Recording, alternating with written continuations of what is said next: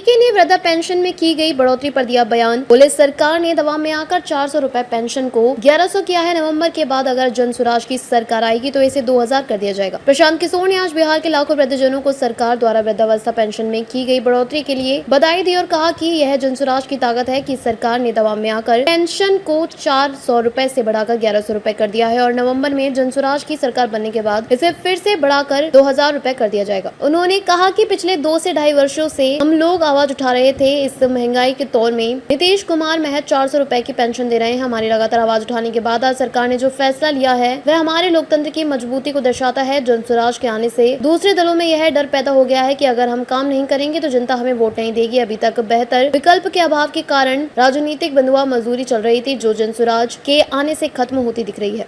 अपने बच्चे के लिए वोट डालूंगा, मैं अपने बच्चे के भविष्य के लिए वोट डालूंगा, मैं यहाँ अपना स्वरोजगार के लिए वोट डालूंगा, मैं शिक्षा के लिए वोट डालूंगा, मैं ना अनाज और न ही मैं ये 400 रुपये के लिए वोट डालूंगा। वादा तो सभी पार्टी और सभी नेता करते हैं, क्या कह रहे हैं? आपकी भरोसा कैसे किया जाए प्रशांत किशोर जी पर? ये प्रशांत किशोर जी का प्रशांत किशोर जी नेता नहीं बन के आए, ये तो कितने को नेता बनाए, ये घर के बेटा बन के आए हैं। क्या नाम हुआ आपका? मेरा नाम महेश्वर पोदार, समस्तीपुर डिस्ट्रिक्ट मकान हुआ मेरा।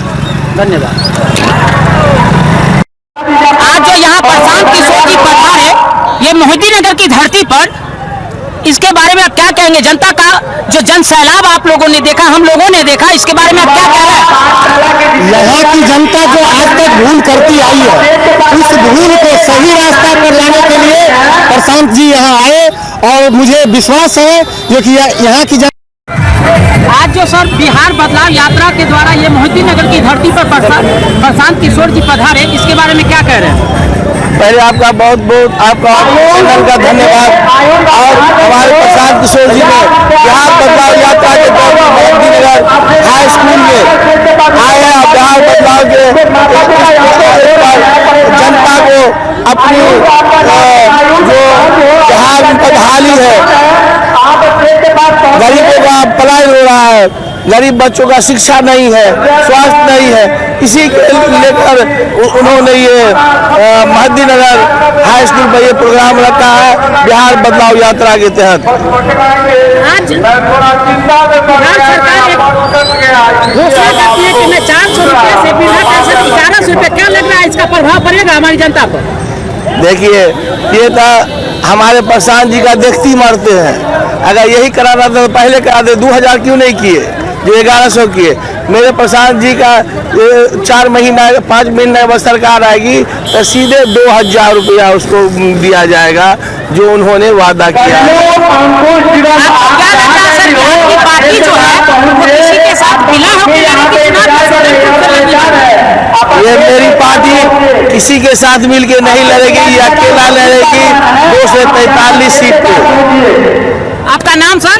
मोहम्मद वसीम राजा, राज्य अभियान समिति सदस्य, वारिसनगर विधानसभा प्रत्याशी। आज जो ये बदलाव यात्रा पर प्रशांत किशोर जी समस्तीपुर जिला के मोहिती नगर की धरती पर पधारे और इतनी ज्यादा भीड़ जो इकट्ठा हुई, इस पर क्या कह रहे हैं आप? देखिए, सबसे पहले तो मैं आपका धन्यवाद करता हूं और धन्यवाद करता हूं मैं प्रशांत किशोर सर का, जन स्वराज का, कि भी इनको आने के बाद हमारी जनता पूरी जाग उठी है। क्योंकि आज तक हमारे देश में हर व्यक्ति आए, हमारे बिहार में हर लोग आए और झूठे बातें करते चले, लेकिन झूठे बातें उन्होंने किया। आज हमारे जनता दर दर की ठोकरें खा रही है। उनका बेटा, पति, पत्नी, बच्चे सब बाहर दिल्ली, हरियाणा, पंजाब भूखे मर रहे हैं रोजगार के लिए, और हमारे बिहार से वोट लेते हैं, जीतते हैं, लेकिन आज तक हमारे बिहार में कोई रोजगार नहीं हुआ। आज अगर 1100 रुपये पेंशन की भी बात अब सरकार की कर रहे हैं तो हमारे प्रशांत किशोर जी ने शब्द लिया कि 2000 रुपये पेंशन देंगे, तो आज उन्होंने देखा देखी 1100 रुपये कर दिया। आज तक क्या ये सोए हुए थे? आज तक हमारे बिहार के जनता को गुमराह कर रहे थे। जब उन्होंने कुछ करने की ठानी तब ये पीछे पीछे से रुड़क रहे हैं। तो देखा देखी तो हर कोई कर लेता है। अगर ताकत इनमें थी तो हमारे जनता को ये फैसिलिटी पहले से देते, और अब देखा देखी देने में कोई फायदा नहीं है। जनता हमारे बिहार की जाग चुकी है और इनको पता चल चुका है कि आगे चल के क्या होना है, और हमारे बिहार की जनता को हमारा बेटा, पति, भाई सब बिहार में रोजगार चाहिए। तो जय हो बिहार, जय जय बिहार। मेरा नाम सुशील कुमार है, समस्तीपुर वारिसनगर प्रखंड से मैं हूँ सर। सर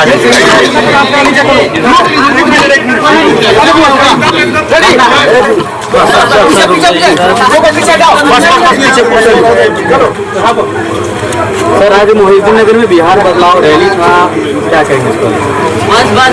यही कहेंगे कि जो पिछले 20 दिनों से बिहार में जनसुराज के बैनर के तहत बिहार बदलाव को लेकर जनता को जगाने समझाने का जो अभियान शुरू हुआ है, ये आपको दिख रहा है कि जितनी संख्या में लोग घरों से निकल कर आ रहे हैं। जनसुराज के लोग, संगठन के लोग, विपक्षी पक्ष विपक्ष सब हतप्रभ है कि आखिर इतने लोग आ कहाँ से रहे। और मैं ऐसा समझता हूँ कि ये जो संख्या है लोगों की, जो भीड़ है, ये जनसुराज की ताकत नहीं है, वो प्रशांत किशोर की ताकत नहीं है।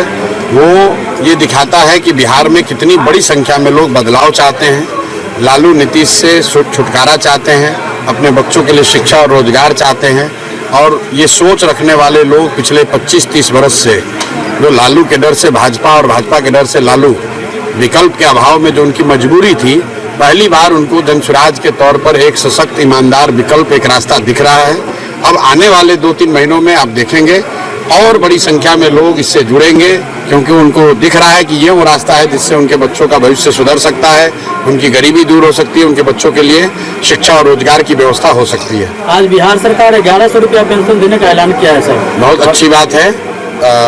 आपको ध्यान दिला दूं कि पिछले 10-12 बरस से जब से ये योजना शुरू हुई है, बिहार सरकार ने 400 रुपये से 1 रुपया भी पेंशन नहीं बढ़ाया।